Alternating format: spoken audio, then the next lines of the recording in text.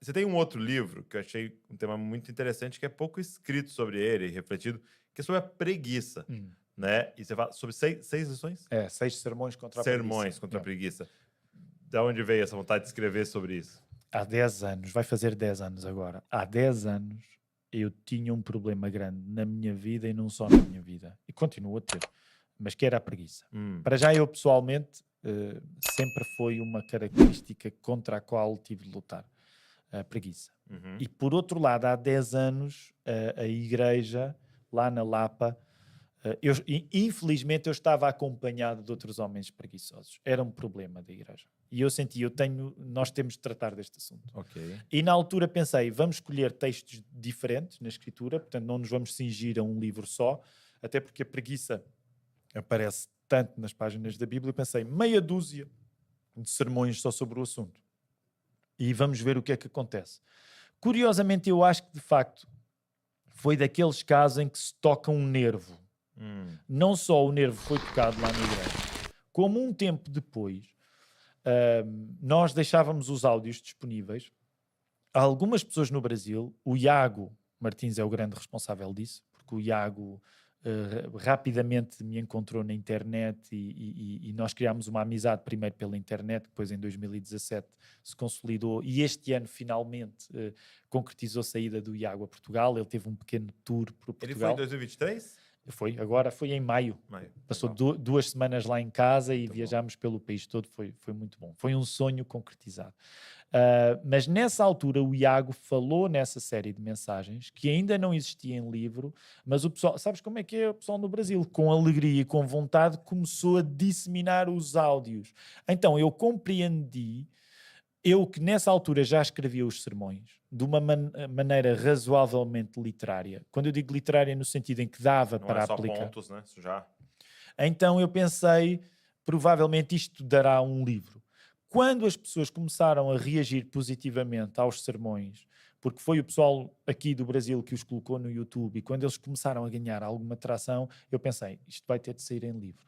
E na prática o livro nasce dessa experiência, primeiro na igreja local, depois de uma audição fora da igreja local, estendendo-se ao Brasil, e finalmente em forma escrita. E, portanto, uma das coisas que ainda hoje, para mim, é significativo e que, de facto, nós precisamos de voltar, uma grande parte da nossa vida de crentes não é descobrir coisas novas, é ter de lembrar. E por isso é que a memória, o Agostinho dizia que era, de facto, um órgão sagrado.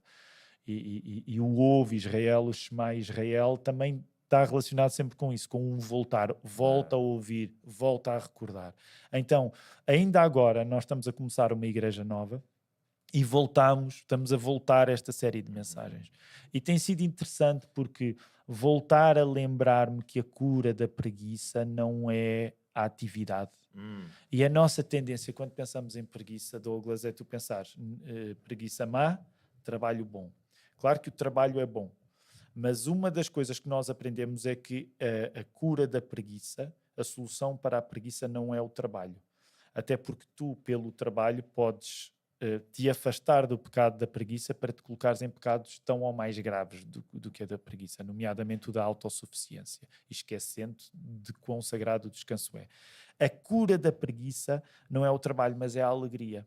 E por isso mesmo é que, por exemplo, na parábola dos 3 servos, e naquele caso daquele que resolve guardar os talentos, ele resolve, nesse sentido, tem um exemplo de preguiça, porque resolve não arriscar perder, que é uma coisa que está muito mais próxima da preguiça do que nós julgamos, o não arriscar perder. E quando tu vês o resgate dos outros 2, o prémio que eles têm não é vocês trabalharam muito bem, continuem a trabalhar mais. Não, mas é entra no gozo do teu Senhor. Também é por isso que num dos sermões contra a preguiça, para mim foi importante compreender que o pecado da preguiça tem um antepassado, que era o pecado da assédia. E a assédia não era a preguiça no sentido capitalista, porque hoje em dia nós pensamos na preguiça no sentido algo capitalista do não fazer, do não trabalhar, não aumentar produzir. o capital. Mas quando tu tens o problema da assédia nos frades, por exemplo, na vida monástica medieval, a causa deles não estarem a trabalhar não era um desejo de desprezarem o trabalho por si, mas era uma tristeza. Portanto, tu ganhas uma tristeza tal que perdes o amor, perdes a alegria por aquilo que o trabalho te dá. Então, um dos sermões levou-me a essa compreensão que eu não tinha nas páginas da Escritura e percebendo a maneira como ao longo da história o pecado da preguiça tinha sido entendido, que é muita da nossa tristeza hoje, mesmo quando pensamos em depressão, em esgotamento, em burnout, está ligada a isso. Portanto, muita da falta da energia que nós sentimos para trabalhar não é apenas uma questão de ser ativo versus ser passivo. Se tu perdes a alegria, o pecado da preguiça não é um capricho, mas é a perda do sentido do sopro da vida em ti mesmo.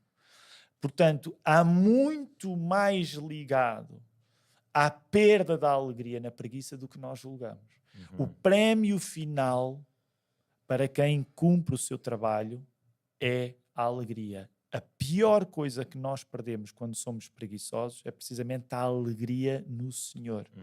Jesus é cura para a preguiça no sentido em que ele, cumprindo o mais terrível dos trabalhos, e agora pensando mesmo na cruz, no que significa no seu sentido até de expiação, ele permite-nos entrar no gozo do Senhor.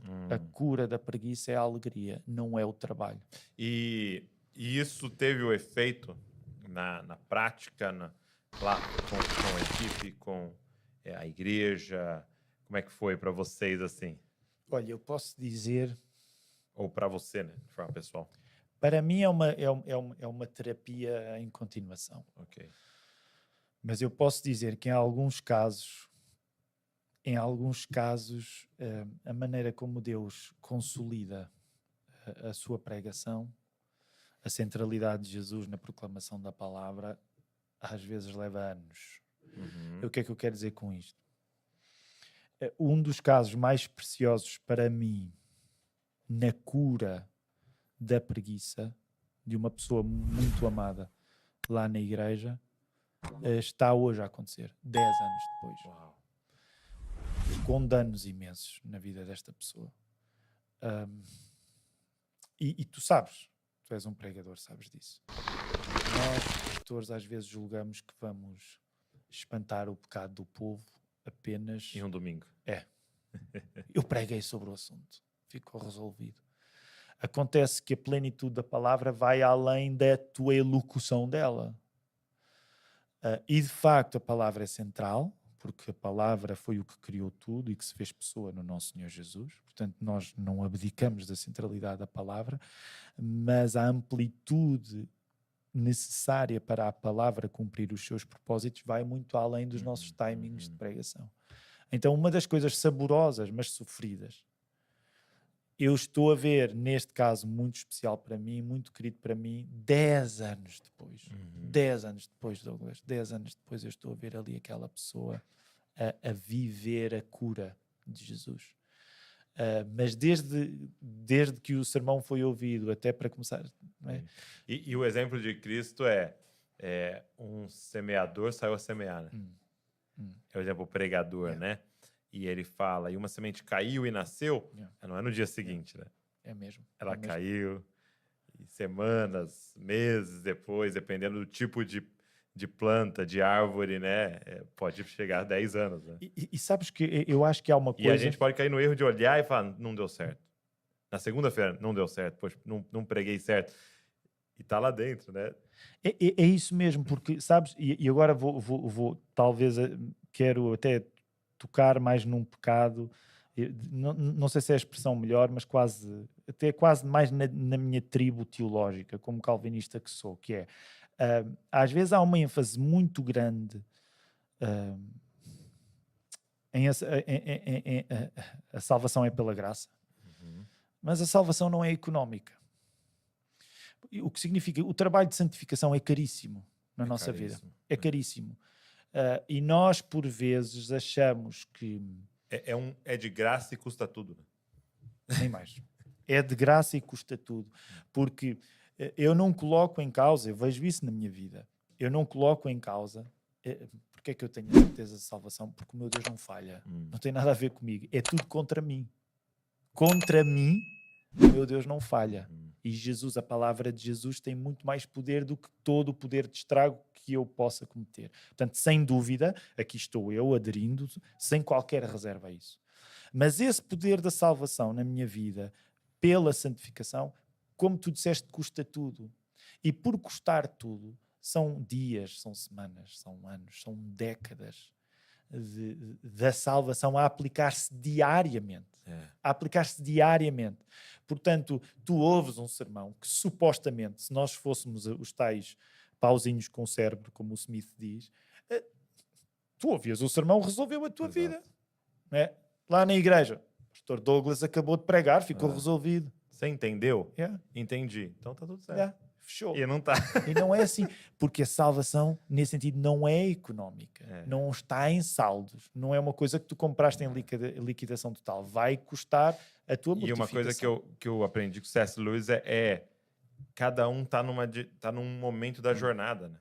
A gente olha todo mundo aqui, bonitinho, mas você teve pais de um jeito, eu tive pais de outro, o outro nem teve pai, e o outro passou por... Então, cada um tá num momento da jornada. Tem gente que tá saindo do menos 10, tem gente que tá saindo do menos 30, tem gente que tá saindo com saldo. E não tem como você colocar num pacote, né? A congregação toda ouviu. Não, é um processo. E por isso é que a vida da igreja é uma vida louca. É uma vida louca, porque é uma vida que tu... Quem é que... Claro, eu não estou a negar. Para mim não há nada melhor do que o domingo de manhã. E sobretudo mais o domingo de manhã, até porque em Portugal a tradição também é mais de manhã do que à tarde. Mas o domingo de manhã é a altura mais preciosa que existe na minha vida. E não nego todos, graças a Deus, todos aqueles domingos em que nós sentimos Jesus ao nosso lado de um modo especial, porque é especial quando somos vários unidos em nome dele. Portanto, ele está connosco nos outros dias da semana, mas é especial a presença dele. Também o encontro dos santos. Né? E é isso, também isso está até em causa nas próprias ordenanças. Portanto, há uma presença especial de Jesus no meio do seu povo, sem dúvida nenhuma.